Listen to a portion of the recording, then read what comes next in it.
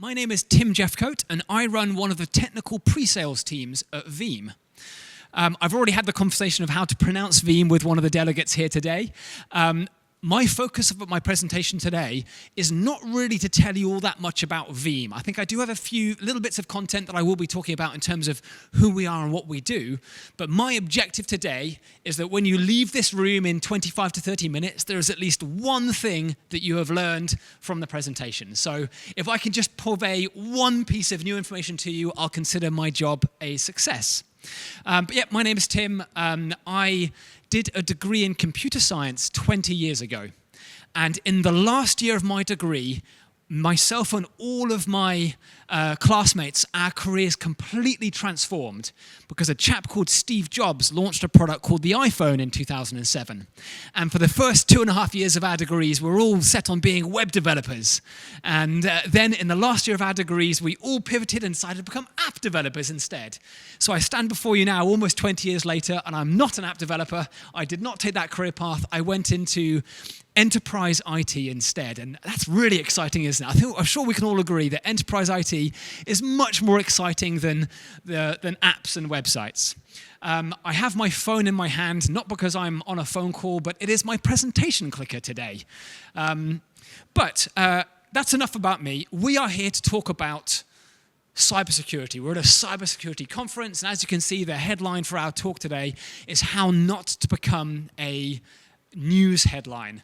Welcome those of you who are just sitting down, grab a pair of headphones and then you can hear me. So, let's talk a bit about cybersecurity and how not to become a ransomware headline. And I said I was going to use my phone as a clicker. I do need my phone to be playing ball, and if not, I'm just going to be stood here by my laptop, which is fine.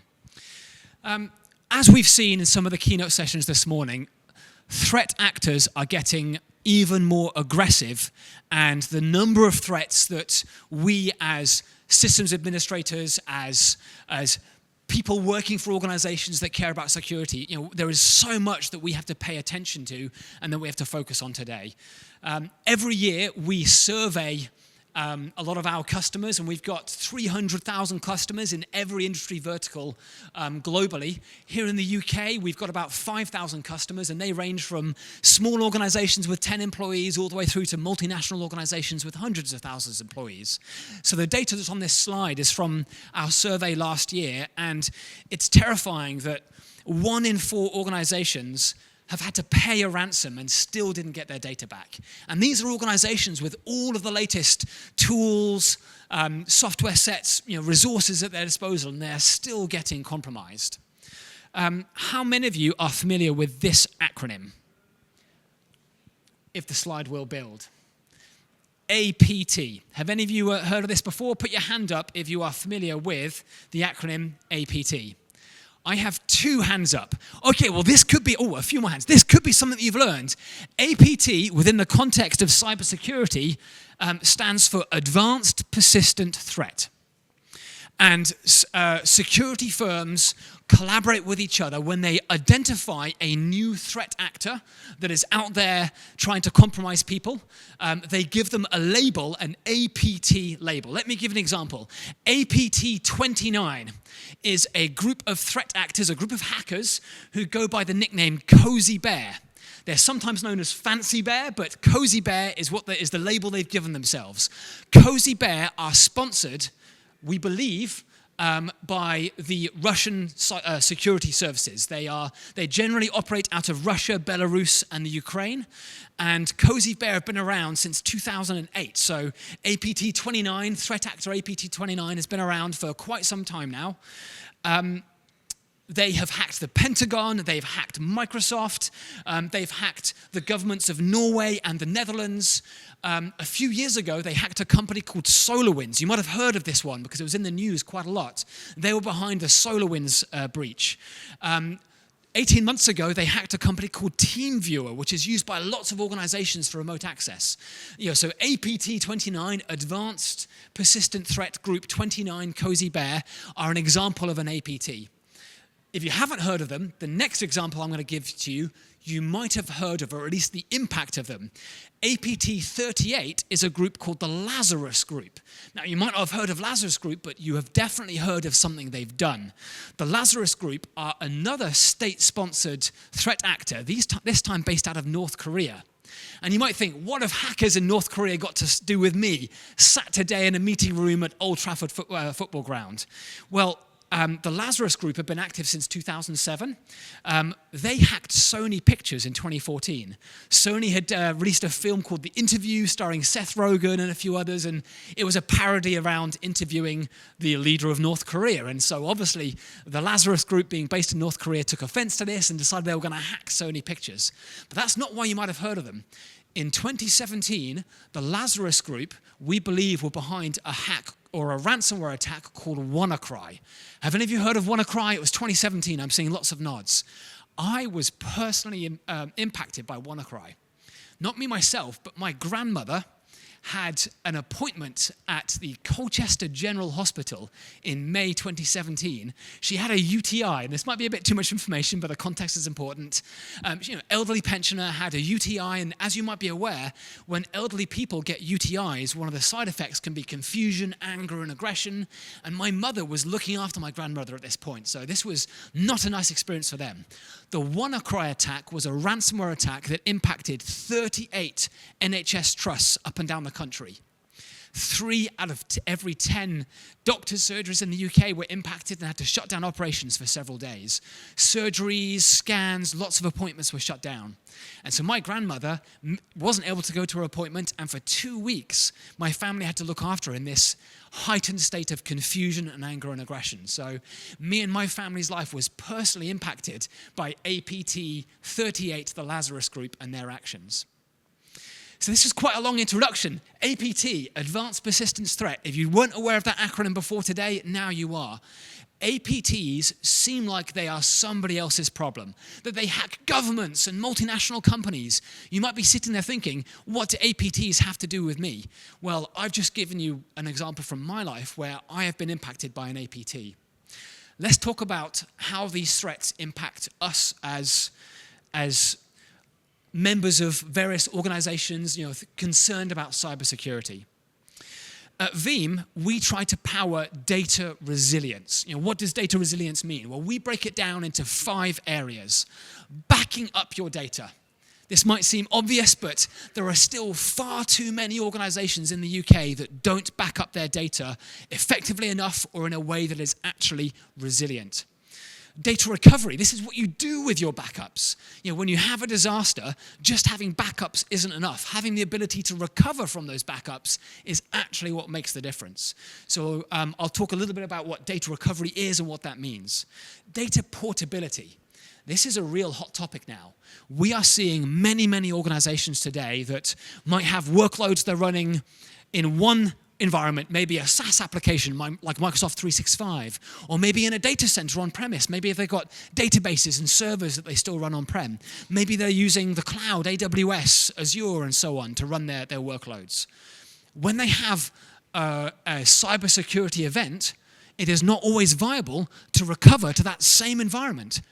Data portability is all about being able to recover to a different environment. So if you're running in Amazon Web Services, recovering into Microsoft Azure instead, if you do have a security incident that prevents you from using your primary environment. So again, I'll expand on that. Data security, well, this is a fundamental theme of the entire conference today.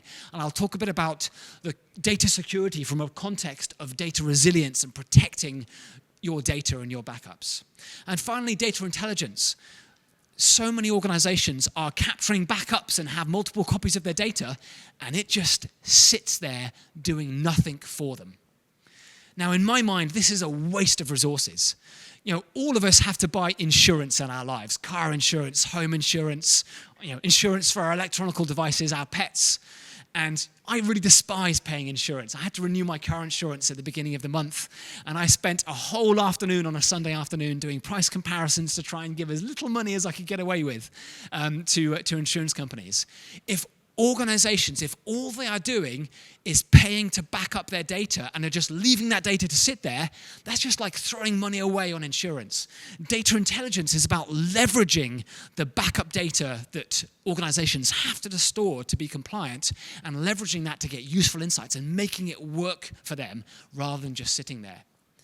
So I'm going to explore all 5 of these core pillars, and then I want to talk a little bit about some of the things that we view as best practice as a company that cares a lot about these things and cares about helping people protect their data and achieve data resilience.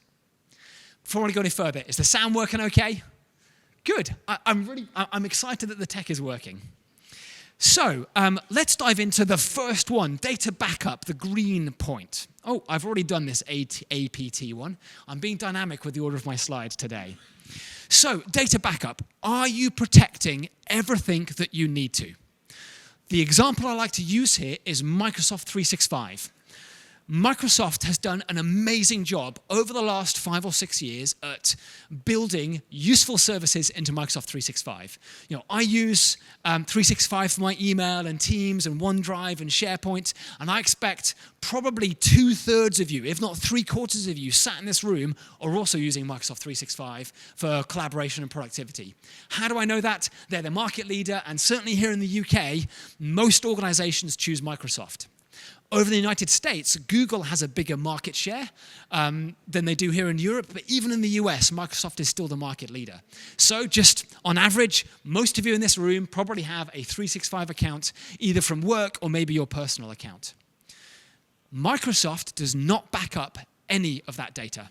It's in their terms of service. They provide a service level agreement, and that is the uptime and the security of the platform. They secure the data centers, they secure the APIs to access it, but the actual content is the responsibility of the tenant. That's us. If we accidentally delete something, yes, there's a recycle bin, there's, an admin can go and recover things within the first 30 days, but ultimately that's not Microsoft's responsibility to manage the life cycle of that data. That's us as the data owners. 10, 15 years ago, most organizations ran an on-prem email server, an Exchange server. And over the last 10 years, most organizations have moved from that on-premise workload into the cloud using 365, and that has saved them time, it's saved them hassle, it's given them better security. But most organizations who've made that switch haven't implemented backups for their 365 data.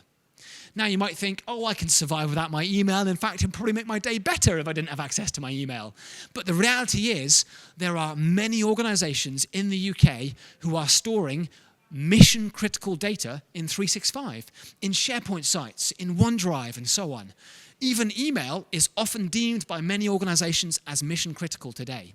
So the question that's at the top of the slide, are you protecting everything you need to?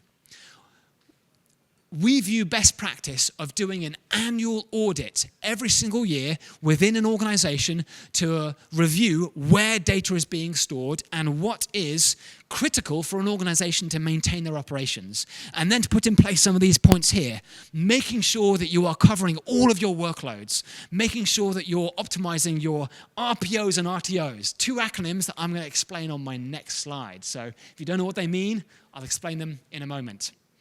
But more than just getting backups in place, automating recoverability. Sure Backup is a Veeam brand. I'm not going to say too much about it, but the principle is testing your backups. Almost 1/3 of organizations in the UK still use tape drives to protect their data long term.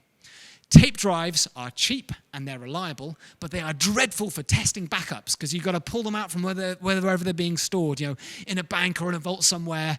Hopefully not in somebody's car boot, but that does still happen. But you've got to pull them out, you've got to rebuild the data sets. It takes days. And so most organizations don't do it. The average frequency of backups in the UK is once every 24 hours. So once a day, a new backup is captured. I would argue that is not frequent enough for the vast majority of workloads today.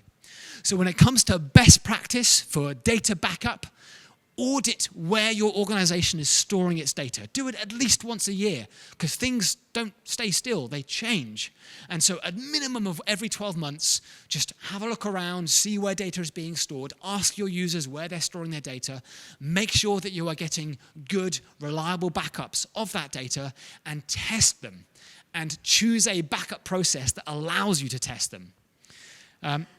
Hopefully, you already know everything I've just said, but if you don't, this is what we see as best practice, and there are too many organizations that simply don't have some of these basic principles in place. Next up is data recovery, and I said I was going to explain RPOs and RTOs. RPO, in case you're not certain what the acronym is a recovery point objective. There's a great explanation on Google, so if you can't remember what I've just said, just Google it, but the basic principle is, how often are you backing up? How often are you creating a recovery point for mission-critical data? Let me give you an example. Let's say that the organization in question is a finance firm, and they have a database that they use to deliver their services to their customers. So, I don't know, think about maybe website login credentials stored in a database. So when you go to a website, you go to log in, it's going to look up your credentials in a database to allow you to log in. If that database is down, people can't log in, the service is inoperable. That's not good depending on what you're providing. Databases need a very low recovery point objective. And when I say low, I'm talking about seconds or minutes. So every 30 seconds or every minute, every 2 minutes, you need to capture a new recovery point, a new backup of that database. Why so frequently? Well, databases have data that's changed on them very frequently, so if you're only backing up once a day, you're going to be throwing away lots of data if you're only backing up once a day for that particular workload.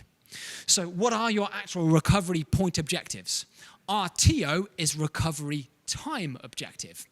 And this is a measure of how long it takes you to get back up and running.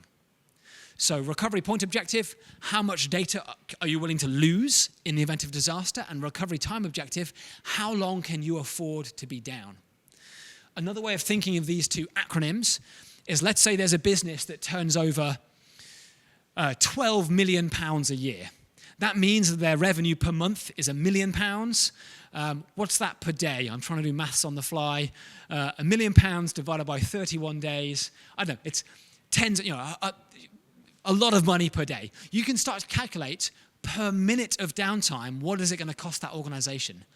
And if it costs an organization, let's say £10,000 per minute of downtime, how long do they want to be down for in the event of a disaster? If they have a ransomware attack and they have to turn off or isolate all of their infrastructure, how long is it viable for them to be offline? That is really what tells a business how long their goals should be for RPO and RTO. So the 4 points on the slide: reduce your downtime with instant recovery. There's lots of tech out there that allows an organization to recover quickly and easily in a matter of minutes, and that reduces that recovery time objective. This varies by workload. You probably don't need to recover your email in minutes. If that's down for a few hours, that's probably okay. But that mission-critical database that's serving, the business, the way that the business interacts with their customers, if that's down, it could cost the business thousands, tens of thousands, hundreds of thousands, even millions if the downtime is in hours or days. Advanced disaster recovery, planning and orchestration. That's a bit of a mouthful, isn't it?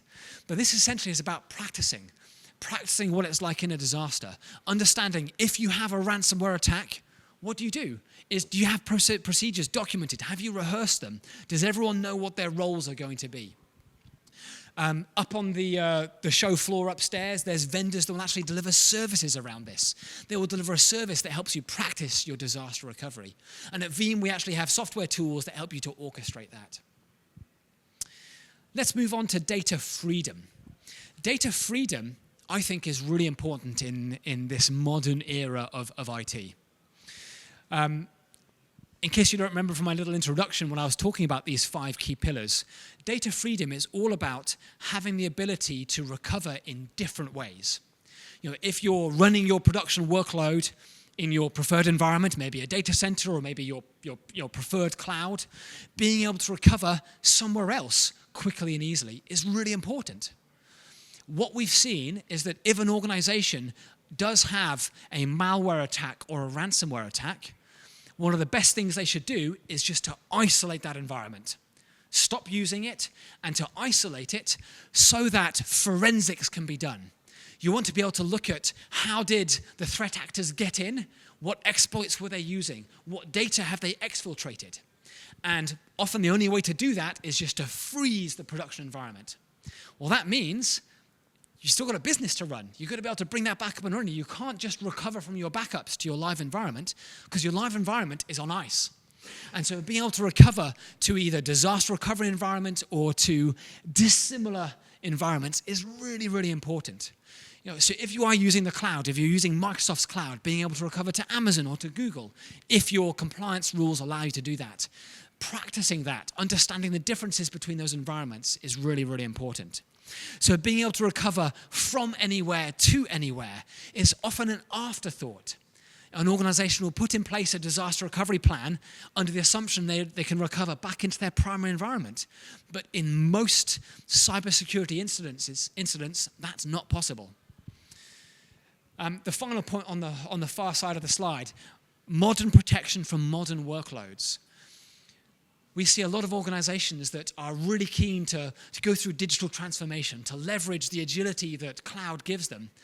And they're able to do that, but then they don't think through the full cost of that. And we've seen some organizations that are hit with significant bills when they try and recover into dissimilar environments because they've not thought through a full disaster recovery plan. So if you have questions about this, come and talk to some of the industry veterans in this space. Come and talk to some of the vendors upstairs around how you can implement disaster recovery plans that allow you to recover into dissimilar environments. Data security. Data security has a number of different fronts, and there's some more industry buzzwords on the slide here. Zero trust architecture is something I've got a slide on in a few minutes. But essentially, zero trust is about assuming that everything is compromised and building best practice to assume that you're always going to be able to recover even if everything is compromised. But data security is really about trying to cover all the bases, about practicing your disaster recovery plans, but also about detecting threats. So let's say an organization has got a really good, robust data protection strategy. They're capturing multiple copies of their backups. They've tested a plan to recover into different environments. What if there has been a malicious payload in their environment for several months already and it's just not been deployed? This is very common. We see a lot of threat actors will have a malware payload sitting on in a production environment for sometimes as long as 90 days before they deploy it and actually execute the attack. And what some organizations have done is they have recovered from their backups after a ransomware incident, only to find themselves encrypted again because that payload is present in their backups because it's been there for months. One of the features we have in our product allows organizations to scan their backup files before they're used to recover, and that can eliminate that threat of reinfection in the event of a disaster. So looking at whether an organization has the ability to have high confidence in their data protection and data recovery techniques is really important. So this is the angle that we take with data security. Yes, it's really important to stop threat actors from getting in the first place. That has to be priority number one. Training staff to recognize phishing attacks, rehearsing procedures for recovering in the event of a disaster is all very important. But having that safety net of knowing that if the worst were to happen, that you can recover and you can recover clean files from your backups is really, really important. The fifth of those 5 core pillars then, data intelligence. Can you get useful insights from backup data? As I said in my introduction, we still see a lot of organizations that capture backup data and just shuffle it off into a silo somewhere to sit there forgotten about just in case it's needed for a disaster. Whereas actually, that backup data is really useful. It can be used for data intelligence. It can be used for data mining. It is a resource that can be used by an organization to gain insights into the way they do business and to do things like practicing and rehearsing. Some of the tools that we provide in our platform allows organizations to leverage this backup data, so it's not just sitting there incurring storage costs unnecessarily.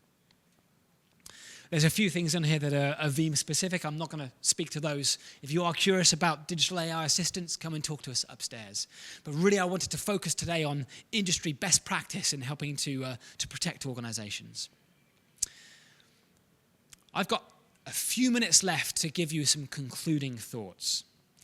At Veeam, we try to protect all of our customers' workloads.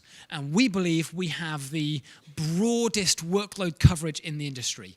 No matter what tools or platforms or resources you are using to run your production workloads, there is a very high chance that we can help you to implement these 5 key pillars of data protection with those workloads.